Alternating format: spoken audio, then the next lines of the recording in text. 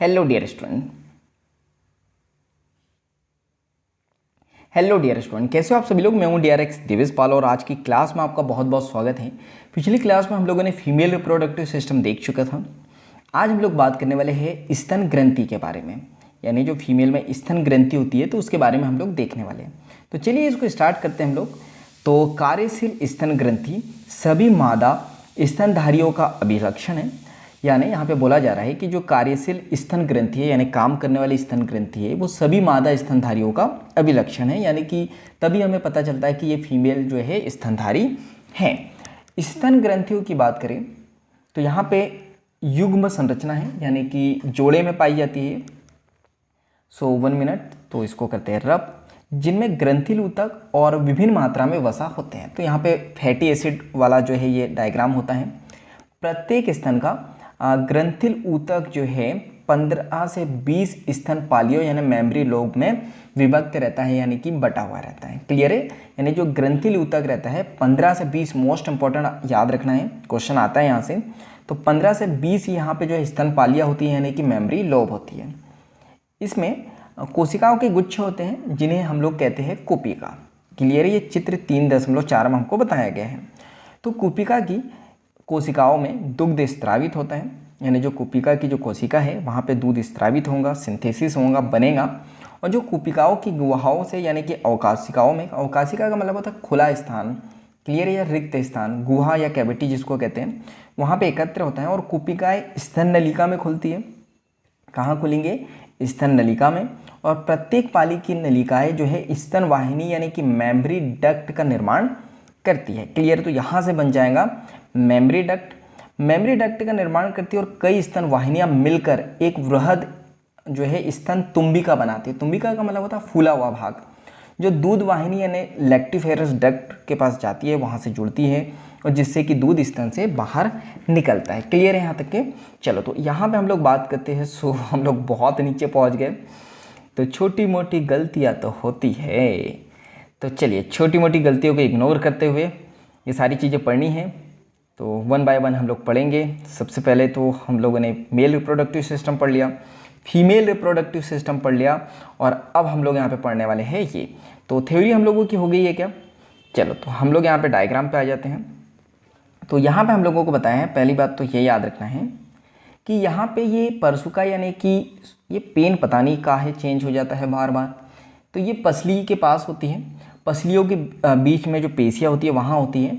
और यहाँ जो वृहद अंश पेशी होती है यानी जो बड़ी पेशी होती है उसे हम लोग कहते हैं पेक्टोरलिस मेजर। क्लियर है, ये याद रखोगे आप।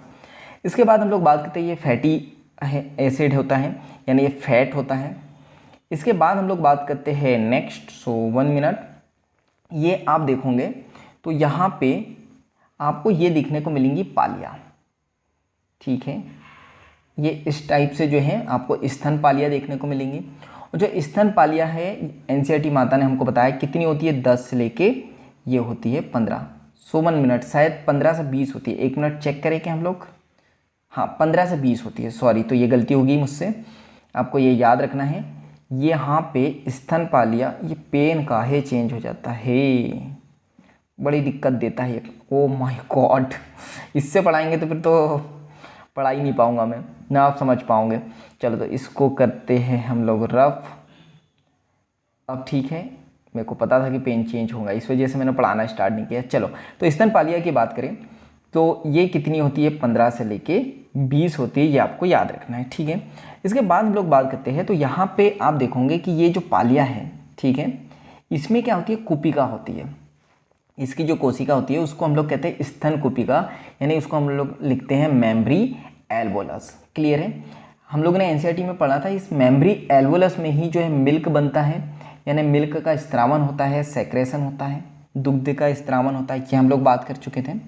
इसके बाद हम लोगों ने यहाँ पे बात करी थी कि यहाँ से ये कहाँ जाएगा, डक्ट में जाएगा, यानी स्तन नलिका में। यहाँ से दूध कहाँ जाएगा, स्तन कुपिका से ये जाएगा स्तन नलिका में। क्लियर है। तो ये गलत लिखा है, ये एम्पुला और तुम्बिका एक है, यहाँ पे इसका हिंदी इंग्लिश मीनिंग नहीं है। तो ये जाएगा स्तन नलिका में या वाहिनी में, जिसको हम लोग लिखते हैं मेमरी डक्ट। क्लियर है। तो ये यहाँ से यहाँ जाएगा मेमरी डक्ट से, फिर ये जाएगा तुम्बिका में। तो तुम्बिका ये आपको देख लो, ये थोड़ा सा फूला हुआ भाग है तो इसको तुम्बिका कहते हैं। या फिर इसको कहते हैं एम्फुला। एम्पुला से ये दूध कहाँ आएगा, दुग्ध वाहिनी में यानी कि लैक्टिफेरस डक्ट में। वहाँ से फिर ये आएगा चुचुक या स्तनाग्र या जिसको निप्पल हम लोग कहते हैं, और यहाँ से फिर जो है बेबी के मुंह में चले जाएगा ये, या फिर बॉडी से बाहर बोल सकते हो आप। क्लियर है? तो इतनी चीज़ें याद रखनी है। क्लियर है यहाँ तक के? चलो इसके बाद एक ये जो टेक्स्ट 1 मिनट फंबल हो गया।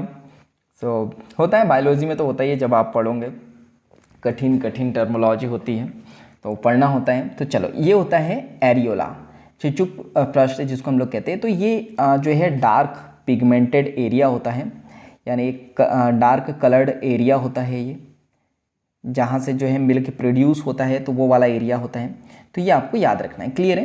तो यहाँ पे हम लोग सारी बातें समझ चुके हैं स्तन ग्रंथि के बारे में, कि स्तन ग्रंथि क्या होती है, कैसे काम करती है, मिल्क का प्रोडक्शन कहाँ होता है और ये इसका ट्रेवल कैसे होता है, यानी कि इसकी यात्रा कैसे होती है, मिल्क कैसे बॉडी से यानी कि स्तन ग्रंथि से बाहर जाता है। क्लियर है? तो स्तन ग्रंथि हम लोग पूरी तरीके से पढ़ चुके हैं, थ्योरी भी और डायग्राम भी। क्लियर है? तो बाकी की बातें हम लोग करेंगे नेक्स्ट क्लास में। तो आपको पता है क्या करना है, मुझे पता था पेन चेंज हो जाएगा। तो आपको क्या करना है, वीडियो को लाइक करना है, कमेंट्स करके मुझे बताना है क्या सीखा है वीडियो से, क्या डाउट है, क्या सजेशन हो जो भी है।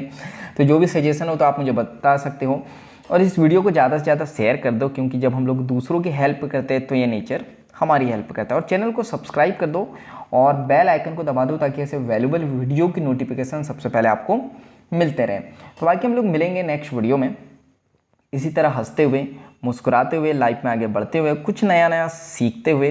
तो जब तक के लिए thank you, bye bye and go for success.